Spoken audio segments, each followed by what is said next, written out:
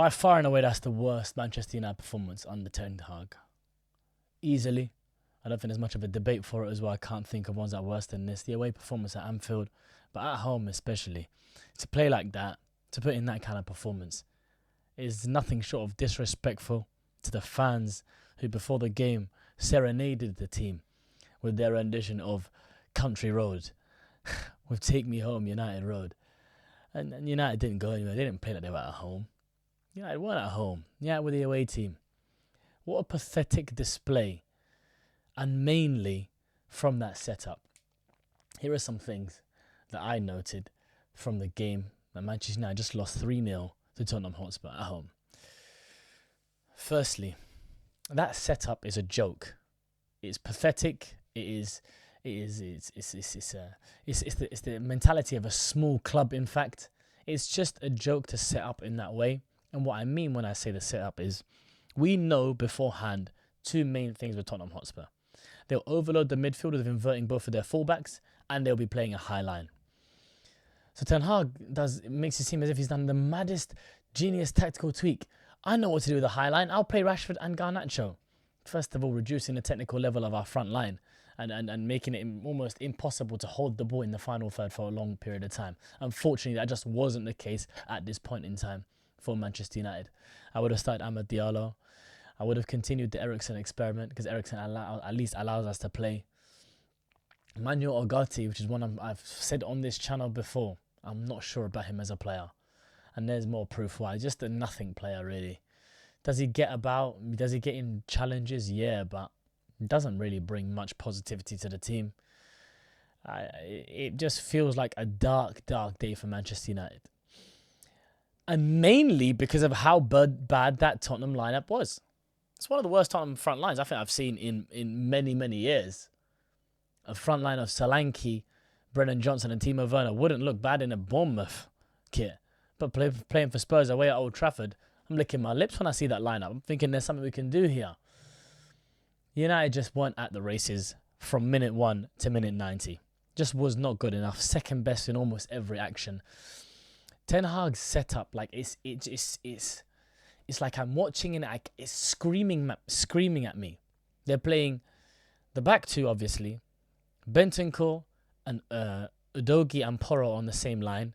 And they're creating a box almost. The fullbacks are creating a box with Kulusevski and Maddison.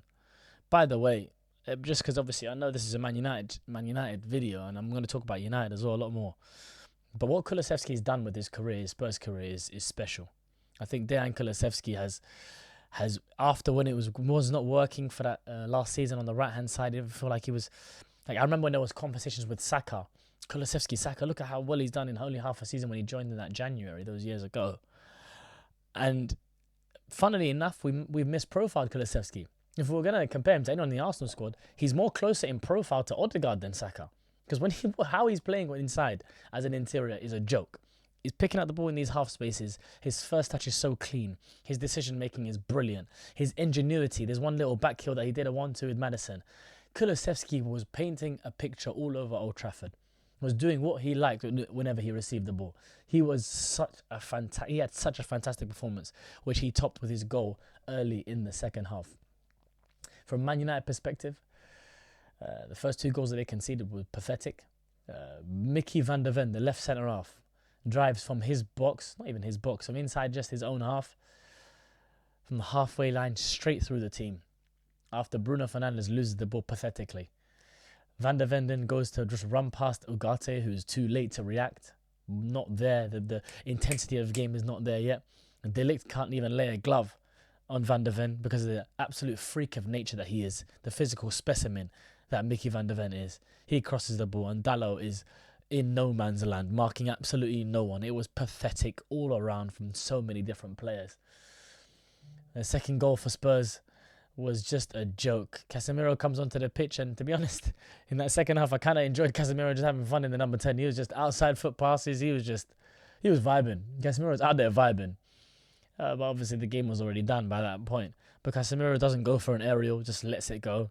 And Lisandro Martinez, who was also pathetic today, was not good enough in that action as well. Ball slips past him. They go on to score the goal with Brennan Johnson getting a goal and assist at Old Trafford. What kills me is that Brennan Johnson gets me his goal and assist. I know he scored for his 4th game in a row now, but Brennan Johnson is someone who was struggling. It looked like he was scared of his own fans at one point a couple of games ago. And now Brennan Johnson gets a goal and assist, and his dad is smiling in Old Trafford. His dad is smiling. Yeah, no problem. United, revitalising guy's career for them. Timo Werner genuinely might be one of the worst players I've seen in my life. Timo Werner, his whole team is there, vibing. Everyone's there trying to play football. Timo Werner can't do it. Miskin. I feel sorry for him.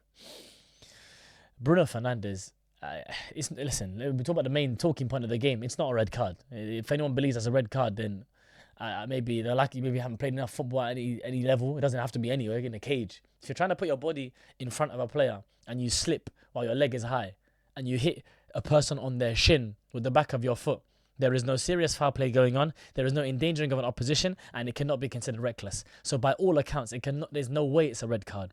On the field decision is a howler of a mistake, and VAR not correcting it is an even bigger howler, because you have other angles to look at that decision and say it's just a joke of a decision. A gimmick. A lot of people say the game's gone. If you think that's a foul, the game's gone. If you think that's a red card, sorry, the game's gone.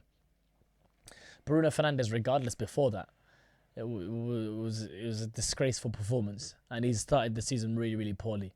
And it feels like a dark day for United in the grander scheme of things. Those of you who know me from STS or on my Twitter before know I'm not the kind of person who makes a fanfare about having a manager out and calls for a gaffer out. I've never been like that. That's just not something I believe in a fan doing in general. Obviously, if a manager is performing poorly, I think fans should criticise and have the right to criticise. The way that I am, obviously, I'm at the stage now, and I've been at that stage for a while, where it's like I don't see how Ten Hag succeeds at United. Because what he requires for his idea of football, you have to not just be technically one of the best in your position in the world, you've also got to be physically one of the best in your position in the world. That's just unfeasible. It just doesn't make sense.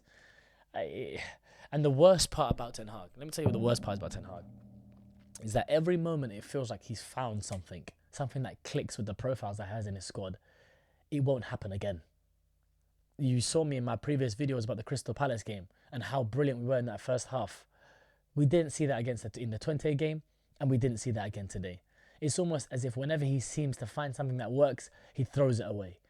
And it's one of the most frustrating things about him. And that is even small details like build-up patterns. If our build-up pattern is working with a back 4 being there with the goalkeeper and 2 midfielders, he'll just change it in the next game and make it a back 3 and a 1. I don't understand what he wants on the football pitch. It just doesn't make any clear sense to me. But regardless, listen, Manchester United are a long way off it. It feels like that's been the case for a while. That's not going to change for a while. But it feels like a very, very dark day for Manchester United. On the flip side of things, Ange Postecoglou, mate. And you've made yourself proud. It's your first, I want to say it's his first win. Did they beat us? No, they beat us at the Tottenham Hotspur last year. But Ange, listen, a lot of people disrespect Ange Postecoglou, and I understand it, because you might look at him as naive. His tactics are a bit naive. He really goes gung-ho, but when it works, boy, does it work. And I don't think Tottenham are going to find an easier 3 points than they found at Old Trafford. So I think Spurs fans can take a couple of positives from this. Kulusevski in the 10, magician. Give him the ball whenever he wants it, mate. And I think he could have gotten the ball more. Could have even created more chances. Pedro Porro with a lovely pass towards the end. Adogi, fit, strong. Really good athletic level. Can play the ball as well. Van de Ven is a freak of nature. Romero. Vicario I'm not sure about, but I'm getting sidetracked. That was my thoughts on Manchester United's 3-0 thumping by Tottenham Hotspur. Let me know what you guys think, and I'll catch you guys next time.